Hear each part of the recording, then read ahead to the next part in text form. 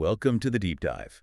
Today we are strapping in for what you could call a high-speed, high-stakes collision course with centuries of damnation. That's a good way to put it. We're not just investigating a missing person in the Nightside. We're peeling back the iron defenses of Griffin Hall to witness the final spectacular collapse of the Nightside's oldest and most powerful immortal dynasty. And this is a family empire built on a literal, a blood sign deal with the devil. It is the ultimate saga of dynastic paranoia and just the exquisite cruelty of infernal contracts.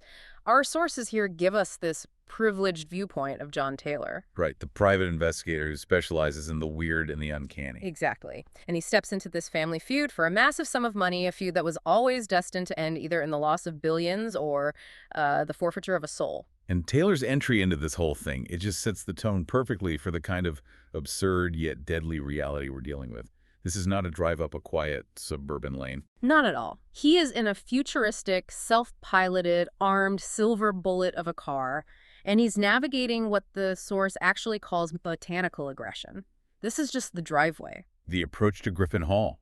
It's insane. Well, the location itself is part of the defense system. Griffin Hall sits on this high hill, but the grounds around it are this meticulously engineered primordial jungle. It's unnatural, rioting vegetation that serves as a predatory outer defense. It's actively hostile. Oh, completely. We're talking trees with trunks the size of small houses, leaves the color of, heavy clotted blood. And the source details these vines, these thick barbed lianas that actively snatch up small scuttling creatures. They just haul them up, kicking and screaming, and the noise just stops. And blood just drips onto the moss below. Yeah. It's a literal moat of carnivorous infantry. Wow. Precisely. And Taylor's car is built for this world. When a thrashing mass of these barbed vines blocks the path, the car doesn't even slow down. It just instantly deploys this roaring circular buzzsaw from its bonnet. And just shreds it. Sprays, twitching, leafy fragments everywhere. You need an armored vehicle and heavy countermeasures just to get to the main gate. And the gate itself is fortified with high stone walls, reinforced with all the latest scientific and magical defenses. It speaks volumes, doesn't it, about the level of constant threat the Griffins live under? And to understand why, we really need to meet the client, Jeremiah Griffin. Jeremiah is the alpha predator of the Nightside. He is the first and oldest human immortal.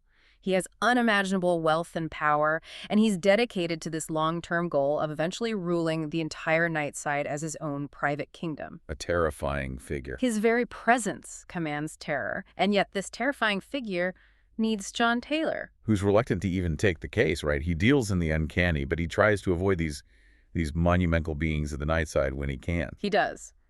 But Taylor has his special gift. His sight. It's an inherited ability from his mother, Lilith, to find literally anything or anyone. And as Taylor himself notes, when Jeremiah calls, you go where the money is. The initial contact wasn't so much a phone call as it was an act of aggression.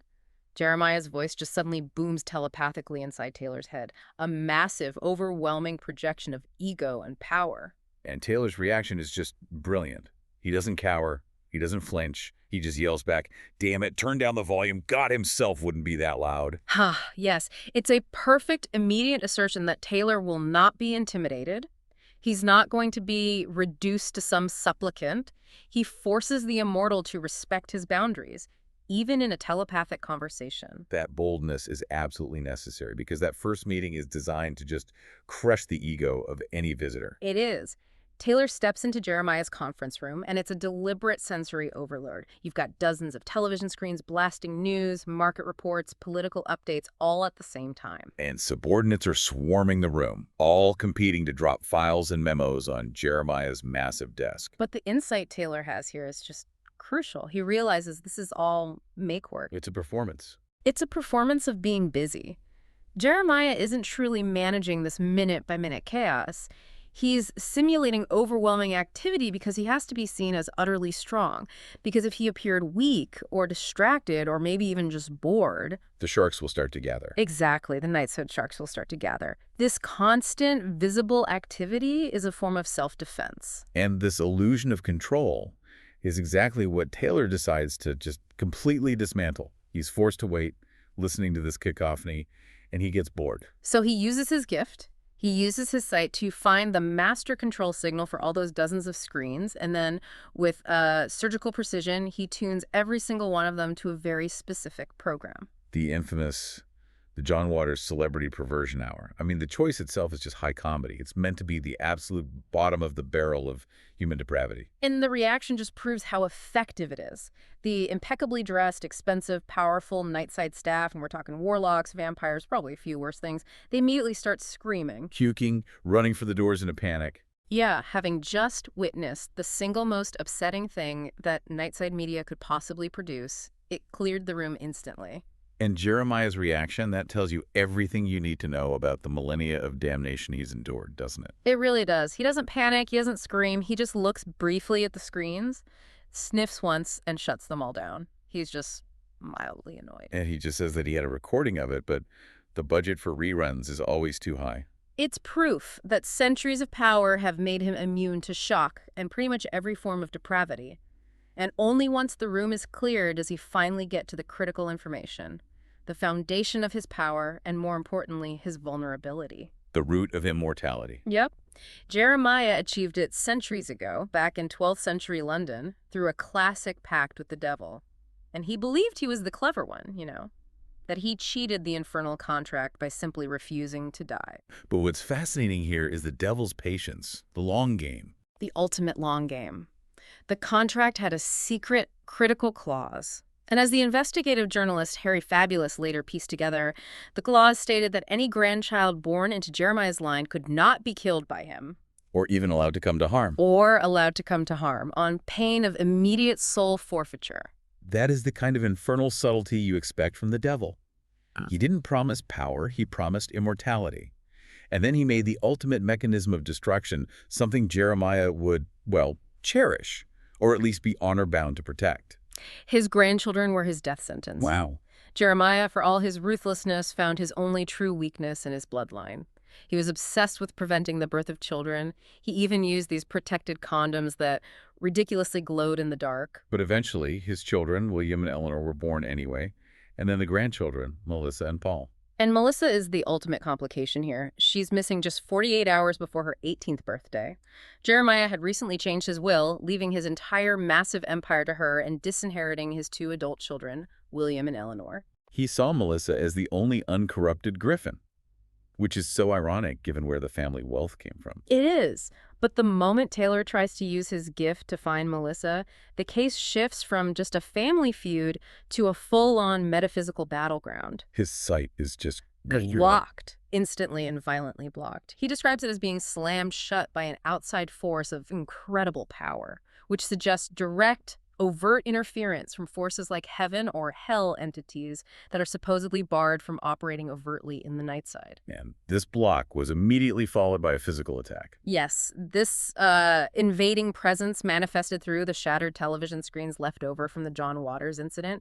It formed this unliving construct of jagged metal, silicon sinews, and razor-sharp hands. A demonic entity given physical form using technology. Right. And Jeremiah, ever the blasé immortal, just assumed his multi-million-dollar security should have handled it. But Taylor explains they were dealing with a power so significant it had sealed the room off completely. So the creature was physically unstoppable. And Taylor's usual protective methods, like drawing a salt circle, were useless against this tech demon hybrid. So how does he defeat it? Without a weapon. He gets unconventional. He used environmental manipulation. Mm-hmm. It shows the sheer versatility of his sight. Since the outside force blocked his ability to search for Melissa, he pivoted. He found a rainstorm happening somewhere else in the sprawling landscape of the Nightside, maybe miles away. And he just pulls it into the room. He uses his gift to instantly summon that rain, dropping it right onto the construct in a sudden, localized deluge. The water short-circuits the entity, causing it to shatter into harmless pieces of slag and broken metal. That initial confrontation confirms 2 things. 1, Taylor is capable of dealing with powers way beyond Jeremiah's security. And 2, Jeremiah is right to be terrified. Something massive is invested in ensuring Melissa stays missing. Okay, let's unpack this. Taylor now steps out of the chaos of that conference room and into the suffocating dysfunction of Griffin Hall itself for part 2, starting with the scene of the disappearance. And his guide is the butler, Hobbs. Hobbs. Hobbs is the quintessential impeccable servant, but Taylor immediately clocks his overwhelming snobbery and just evasion. Taylor notes that only a butler can look down his nose at you while remaining impeccably polite. And consistently avoiding any discussion of the family's personal matters. Right, and the deeper analysis here, knowing what we learn later, is just crucial. Hobbs is the perfect mask. I mean, if a dupe of hell wants to observe, influence, and monitor events over centuries... The position as the chief servant, the person who sees everything and is ignored by everyone, is absolutely genius. Hobbs's perfection of service is actually a shield of invisibility. So they proceed to Melissa's room on the top floor, a security floor where Jeremiah, paranoid of his own children, required his grandchildren to live. And the discovery there is the key clue, isn't it? The room is completely empty. Not just burgled, not vandalized, meticulously stripped bare. No furniture, no belongings, no posters, just bare walls and bare floors. And crucially, there was zero sign of forced entry or a struggle or any magical damage. The implication is massive. This points squarely toward an inside job, likely executed with the cooperation of Melissa herself, or someone who had access to the master security overrides and knew how to neutralize the hall's sophisticated defenses without triggering a single alarm. And when Taylor tries to use his sight again in that empty room, he finds it violently shut down again by that external power block. It just reinforces the message, do not look for her. So Taylor then moves on to interview the rest of the family members, the disappointed children, William and Eleanor, whom Jeremiah had back in the 1920s simply because it was socially fashionable for his wife, Mariah. They have lived their entire immortal lives under the devastating shadow of their father. William is perpetually sullen, muscular, looks like a sulky bodybuilder. He confesses he's weak, spineless, and a terrible businessman. He's just perpetually failing to live up to the impossible expectations of an immortal despot. And he deeply resents his father taking his own children, Melissa and Paul, to raise. He interprets his father's excuse, security reasons, correctly, doesn't he? Oh, absolutely. He knows Jeremiah was afraid his own children would turn the grandchildren against him, so he tried to sever that parental bond entirely. And then there's Eleanor, William's twin, equally bitter, equally hostile, described as wearing an outfit that Madonna would find too trashy. Hooker chic with added gaudy. Yeah. She openly chain smokes, stubbing her cigarette butts out on priceless Persian carpets. It's just an act of petty, constant rebellion against her father's perfect decorum. And their resentment of Melissa is just palpable. They call her a holier-than-thou little cow who's poised to steal their inheritance. But the deeper psychological damage comes out when Eleanor proposes her ultimate plan to Taylor. It's not about finding Melissa. It's about absolute freedom. She makes this terrifying offer. She hires Taylor to murder Jeremiah. And she specifies it isn't about the money or the empire. She's willing to completely forego all of it. She just wants him gone so she can finally be free of the pressure, the shadow, the tyranny of the mighty Griffin. That tells you everything, doesn't it? Even an immortal life, backed by unimaginable wealth, is intolerable if it's controlled by a power like Jeremiah. Murder is the only path to self-determination they can see. And this psychological landscape is just confirmed by Jeremiah's wife, Mariah, the queen of Nightside society, frozen in time in her early 30s. Taylor sees her as an insect trapped in amber. Totally devoted to gossip and maintaining her shallow social status, she is the ultimate narcissistic immortal. And her contribution to the Hall's environment is just chilling. She originally had these elegant landscaped gardens, but once she had them, she got bored. And boredom is one of the greatest dangers of immortality, right? Yeah. She then confesses, I let them run riot just to see what would happen. So that predatory defensive jungle outside, it's a monument to Mariah's ennui and her casual cruelty. And when asked about Melissa, her smile just vanishes. She states so coldly, she should never have been born. Which, given that the grandchildren are Jeremiah's death sentence in his contract, Mariah's sentiment is not just spiteful, it's a profound, sinister truth within that family's structure.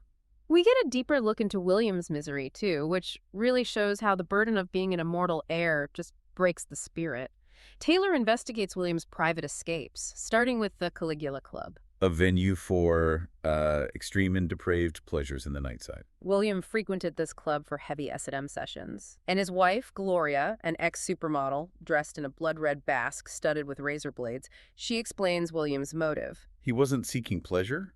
He was seeking punishment. Exactly. He needed someone else to inflict the physical pain that might somehow alleviate the internal psychological torment that was inflicted by his father. And Gloria, who married William for the money and the guaranteed immortality that comes with being a Griffin spouse, she then directs Taylor to William's ultimate sanctuary, the Arcadian Project. This is a phenomenal piece of world building. Taylor uses his sight to locate the hidden access point in this narrow, grimy alley far from the opulent uptown. And the Arcadian Project is a pocket dimension. It's a perfect illusion of Old England, where the sky is always bright blue, the birds sing, and it is perpetually a perfect summer's day. It's a summerland where dreams can come true. William goes there to reconnect with the childhood his father stole from him. He hides away with his imaginary friends and old literary legends who now live in a place called Shadow's Fall. Bruin Bear and the belching philosophical sea goat. Yes, he confesses that for all his life he was only groomed to be an heir. His dreams were his only true refuge. And Taylor tests the insidious comfort of this illusion by meeting the dream forms of his own long-dead parents, Charles and Lilith. They offer him eternal peace, happiness, reunion, if he just stays. It is the ultimate psychological temptation, but Taylor rejects the beautiful lie. He acknowledges that these dream versions of his parents would only say what he wanted to hear. They weren't the real, messy, complicated people he loved. He chooses the painful, real-world reality of his actual life and his relationship with his partner, Susie Shooter, over the perfect, unchallengeable lie of Arcadia. And that choice defines Taylor's character. It distinguishes him so sharply from William, who desperately needs this illusion just to function. Quite. Here's where the investigation just accelerates dramatically. As we enter part 3, the search for Melissa pivots abruptly from this, dynastic boredom into real terror and tragedy. And it's all focused on Melissa's brother, Paul.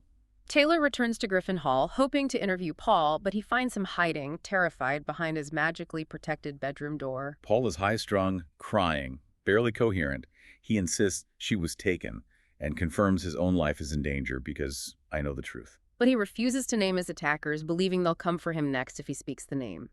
So Eleanor later directs Taylor to Paul's only refuge, a glamorous nightside drag club called Divas. Divas is chaotic, shimmering, styled like a 1970s Vegas spectacle. It caters specifically to transvestites, transsexuals, and anyone born into a body that feels wrong. It's a place of identity and refuge in the Nightside. And Taylor finds Paul there, disguised as Polly, a happy, laughing, blonde-haired teenager sitting among friends dressed as fierce Bond girls. This is the complex identity revelation. And it required a close reading of the source material to ensure we get this right. Taylor is initially confused because he recognizes the face from the photo Jeremiah gave him.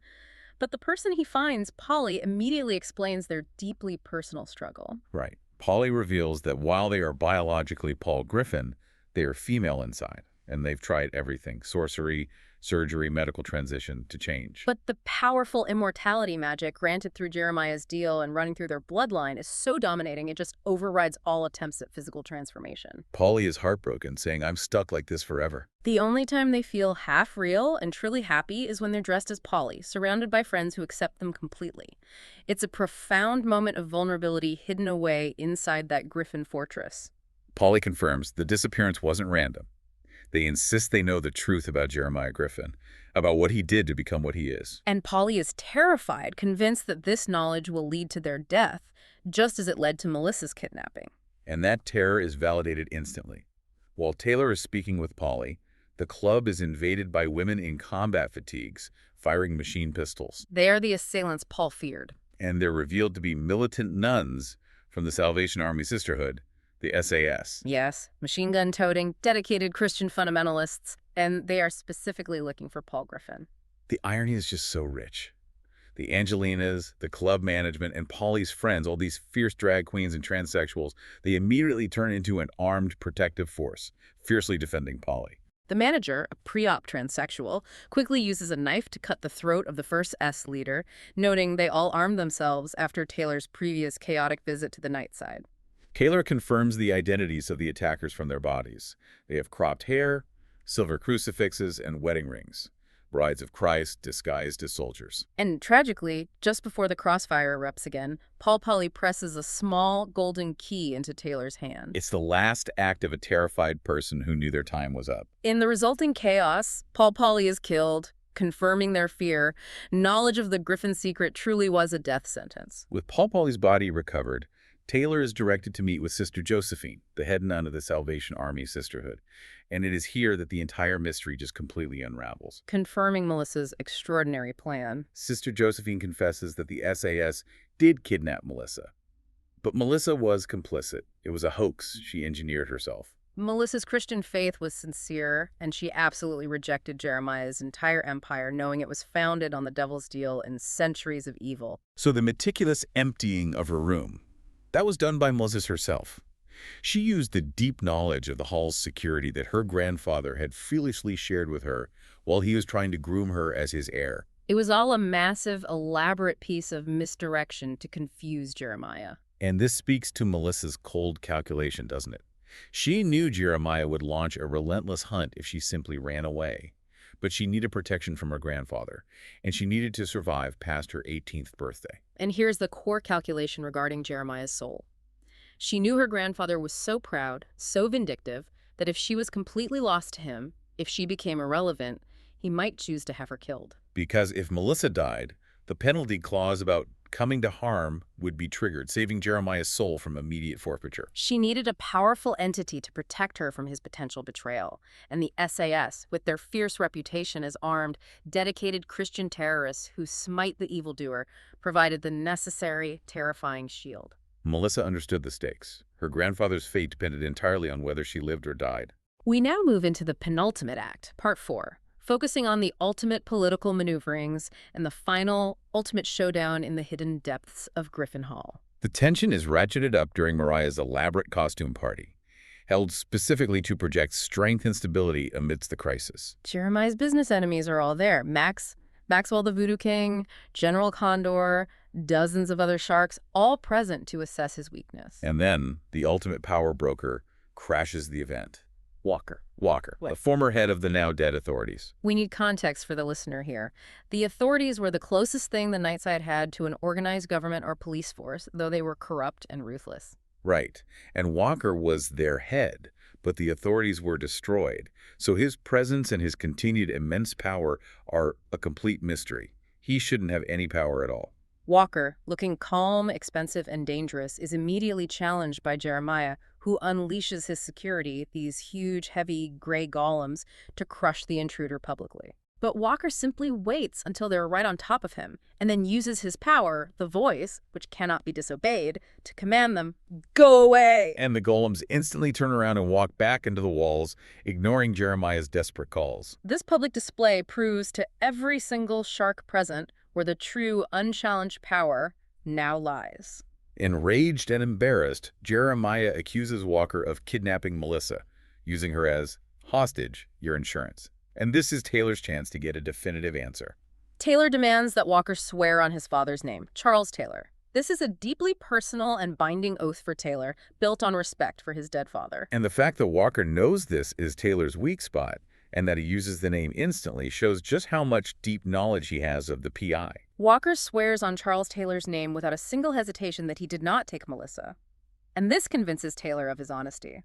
Walker's motives are far more complex than a simple ransom. Before leaving, Walker demonstrates his continued role as the Nightside's self-appointed policeman. He exposes one of the party's favorite socialites, Lady Orlando, as being the charnel chimera, a shapeshifter and a soul eater. He's maintaining order, but for whom? And he leaves Taylor with that ominous political warning. Change is coming, John. Choose a side. Taylor now has all the pieces, including the golden key, and he forces Jeremiah to the final confrontation. Jeremiah finally leads him to a private, soundproofed room and explains the full details of the devil's contract, including the grandchildren clause and how they became his death sentence. He confirms that the original contract, signed in blood, is kept hidden in the deepest, most secure cellar. And he confirms that while the document can't be destroyed, he has always feared its terms could be rewritten by someone with connections to heaven or hell. This takes Taylor to the cellar, the true heart of the family's damnation. The atmosphere is just charged. Jeremiah, Mariah, William, Eleanor, and their spouses are all gathered inside this vast, magically inscribed pentacle. And that's where Taylor confronts the man behind it all, the perfectly concealed villain. The butler, Hobbs. Taylor realizes the significance of his name. Hobbs, a corruption of the devil's name. meaning belonging to the devil. And Hobbes reveals he is, in fact, a Duke of Hell who has been Jeremiah's subtle shadow since the 12th century, guiding the Empire's evil longevity from the vantage point of invisibility. A Duke of Hell, tolerating centuries of servitude and snobbery, all for the long game. It reveals that Hell's accounting is meticulous and endlessly patient. Hobbes explains his motivation. He wants the total damnation of the entire Griffin family, including the spouses who profited from the deal, to be dragged down to the very hottest flames of the inferno. And Hobbes is furious that Jeremiah went soft over a pretty face. Oh, that's it. And attempted to redeem his legacy through her purity. Jeremiah's attempt to circumvent his own damnation by changing his will and ensuring Melissa survived was an affront to the infernal contract. So Hobbes reveals his true demonic form and uses his power to slam Taylor's sight shut, preventing him from searching for the contract. Taylor attempts to use a crucifix as a weapon, but the blessed silver just explodes into fragments, embedding itself in his hand and leaving him bleeding. This is the moment where Paul Pauly's final legacy saves the day. Remembering the golden key and Jeremiah's confession, Taylor uses his limited, painful sight to locate the hidden compartment containing the original parchment. And seeing Melissa inside the pinnacle, she had been brought there earlier by Hobbes as the final piece of the trap. Taylor yells for her to fight, reminding her that the pentacle, a thing of hell, cannot hold her, a bride of Christ. Melissa, drawing on her faith, slams herself against the invisible barrier, while Jeremiah, laughing, cheers her on. And while Hobbes is distracted by Melissa's momentary rebellion, Taylor forces his sight open, jams the golden key into the lock, and pulls out the centuries-old contract. And he takes a biro, a ballpoint pen, and quickly crosses out the clauses concerning Jeremiah's descendants. The move is risky, but Taylor relies on the remaining sanctity of the broken silver crucifix fragments embedded in his writing hand to make the alteration binding. It's a blend of holy power, legal loophole, and just sheer audacity. The moment the contract changes, Melissa bursts free of the pentacle. Hobbes unleashes this terrifying roar, but Taylor uses his gift one last time. He finds the sunlight, the genuine massive light of the sun, and summons it instantly into that deep, dark cellar. It transfixes the Duke of Hell in screaming, incapacitating light. And Jeremiah, having engineered his own freedom from the contract's obligations, accepts his fate.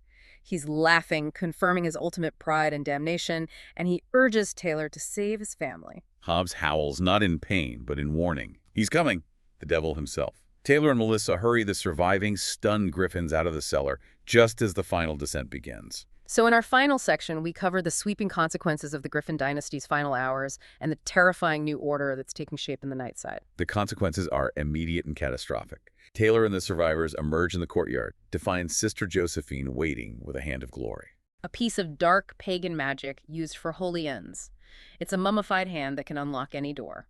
And she uses it to help evacuate the surviving Griffins. And as the devil arrives to claim his due, Griffin Hall groans, it collapses, and it disappears into a huge, sucking, smoking pit, claiming Jeremiah and Mariah. The first and oldest human immortal is finally gone. The end of an era is literal and physical. And there's a poignant detail that emerges. Paul Pauly is buried in the necropolis, and the headstone acknowledges both identities.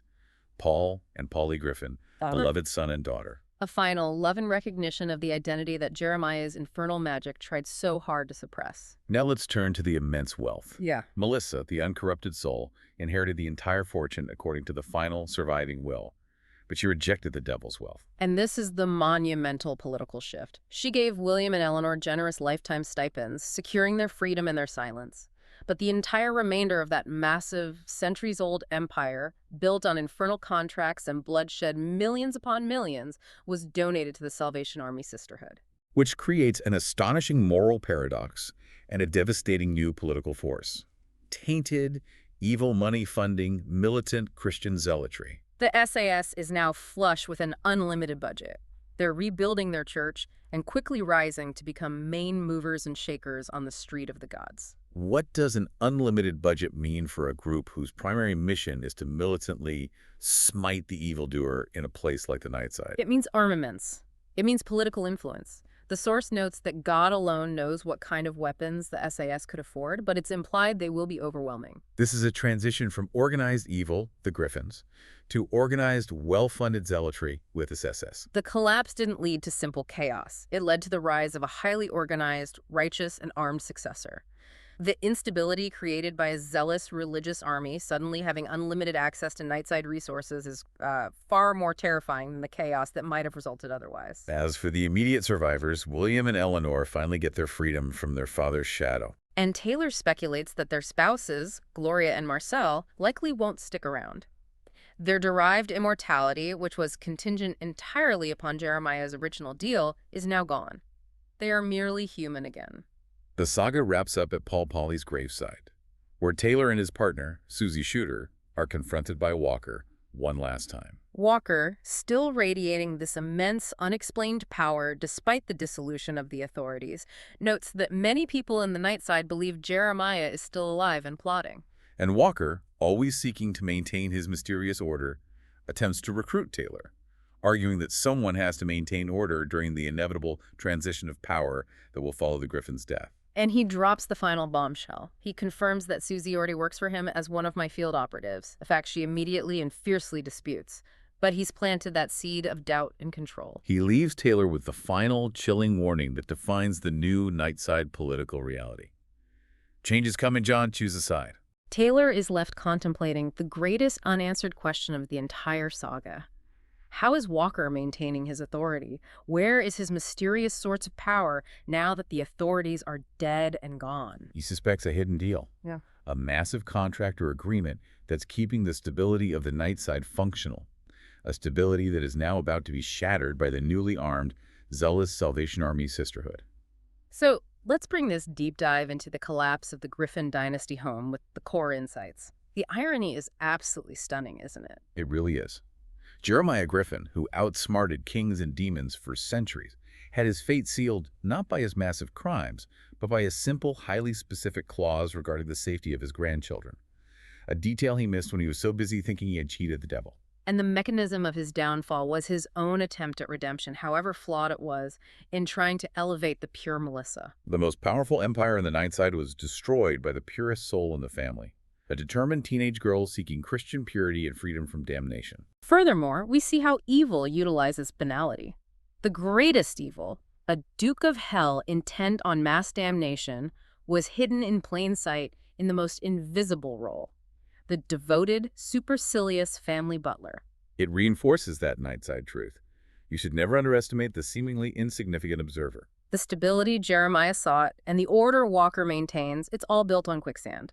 The collapse of the Griffin dynasty created a vacuum, but that vacuum was immediately filled. Jeremiah's immense tainted wealth became the fuel for a powerful, militant, and righteous force in the Nightside the Salvation Army sisterhood. And this newly armed zealotry, combined with Walker's assertion of power and his demand for Taylor to choose a side, it just dramatically reshapes the power dynamics. And that leads us to our final provocative thought for you to consider. The Nightside has traded an empire of organized, predictable evil for a rising power of organized, unpredictable zealotry. So when ancient, established power finally collapses, is the greatest threat the ensuing chaos? Or the organized, newly funded religious force built on an immortal's final, desperate attempt at redemption? Where would you cast your lot?